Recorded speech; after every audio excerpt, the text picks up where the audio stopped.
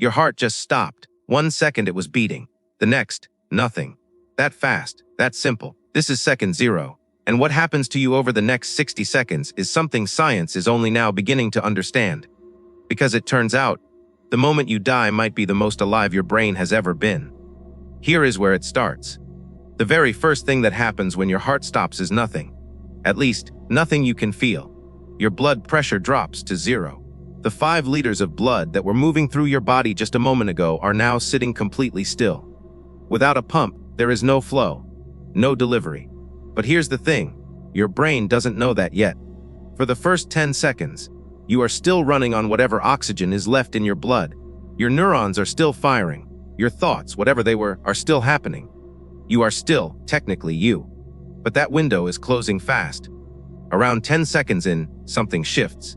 Your brain, the most oxygen-hungry organ in your entire body, consuming roughly 20% of your total oxygen supply at any given moment, starts to notice that the deliveries have stopped. The cerebral cortex, the part of you responsible for conscious thought, begins to shut down. This is the moment you lose consciousness. Your eyes stop processing images. Your ears stop registering sound. From the outside, you look gone. But from the inside, something very different is happening. In 2023, a neuroscientist at the University of Michigan published a study that changed the way we think about dying. Her team monitored the brain activity of patients as they were taken off life support. What they expected to find was a quiet fade to black. Brain activity slowly winding down like a machine losing power. That is not what they found.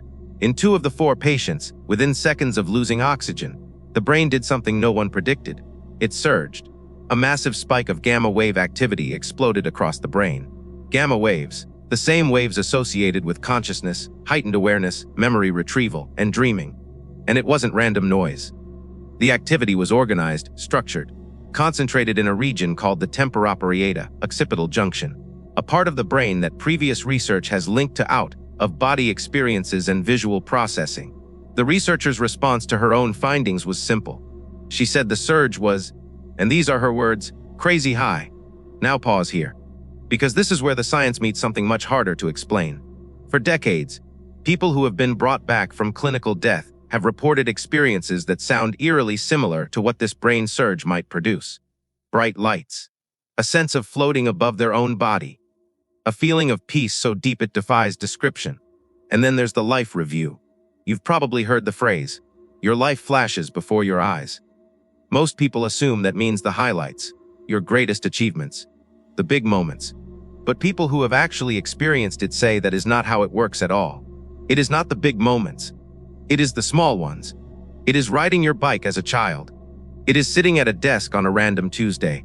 It is a white cat on a staircase you don't even remember. That last one is real.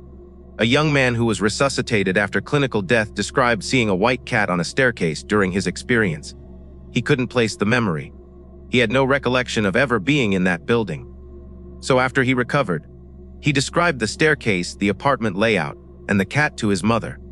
She told him they had lived in that exact building, next to a neighbor who owned a white cat. He was 14 months old when they moved out. This raises a question that science still cannot answer. Are all of your memories still in there? Every single one? And does the dying brain, in its final surge of activity, somehow unlock the entire archive? Nobody knows. But the brainwave data suggests something is happening that goes far beyond a simple shutdown. Back to your body.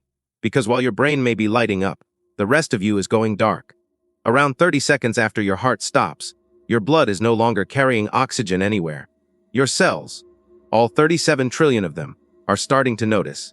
They begin switching from aerobic respiration to anaerobic, the backup system. It produces energy, but it also produces lactic acid. And that acid is building up fast.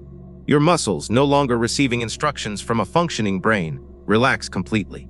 Your jaw drops open. Your eyelids stop holding themselves shut. Your pupils dilate and become fixed. The muscles that normally adjust them to control light have gone slack. Your eyes are still technically intact, still just lenses, with no one behind them. Or are they? A resuscitation researcher at New York University has spent over 2 decades studying what happens to consciousness during cardiac arrest. His studies, the largest of their kind, examined hundreds of cardiac arrest patients across 25 hospitals. The findings are hard to dismiss. Roughly 40% of cardiac arrest survivors reported some perception of consciousness during the time they were clinically dead. About 20% described structured thoughts, clear memories, a sense of awareness. And around 3% reported full visual and auditory awareness. They could see. They could hear. While their hearts were not beating and their brains showed no visible signs of activity to the people standing around them. One of the most consistent reports from people who come back is the feeling that they were not alone. They described seeing a deceased relative, a grandparent, a parent, someone who seemed to be there specifically to meet them. Some said this person told them it wasn't their time yet. Others said they were guided somewhere. Whether this is the brain constructing a final, comforting hallucination or something else entirely is a question science has not been able to settle. But what the data does tell us is this: the experience of dying for many people is not painful. It is not dark. It is not empty. It is, by most accounts, peaceful. Now you are at 60 seconds. The damage to your cells is serious, but not yet permanent. This is the window where resuscitation is still possible. If someone starts CPR right now, if a defibrillator delivers a shock, there is still a chance. Brain cells can survive without oxygen for roughly 4 to 6 minutes before permanent damage sets in. That means you are in a kind of biological limbo. Not alive in any traditional sense, but not gone in an irreversible one either. Your body temperature has barely changed. Your skin is just beginning to pale as blood drains from the surface capillaries. Inside your cells, enzymes that were safely contained behind membranes are starting to leak out as those membranes weaken from the acid buildup. The very beginning of a process called autolysis, self-digestion. Your own cells beginning to break themselves down, but it has barely started. At 1 minute, most of your body's cells are still intact, still structurally whole, still waiting. Waiting for what? There are 2 answers to that question, and both of them are true. The medical answer is that they are waiting for oxygen. If blood flow is restored within the next few minutes, many of these cells will recover. The process can be reversed. People come back from this every single day in hospitals around the world. But the other answer is harder to put into words. Because if no one comes, if there is no CPR, no defibrillator, no intervention, then this minute was your last minute on this side of life. And based on everything we now know, based on the brainwave data, the survivor accounts, the decades of research, it appears that your brain did not use that minute to shut down quietly. It used it to turn on.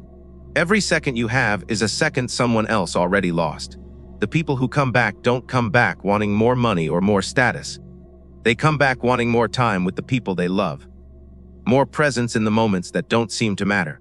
Because it turns out, those are the moments that flash before your eyes in the end. Not the achievements.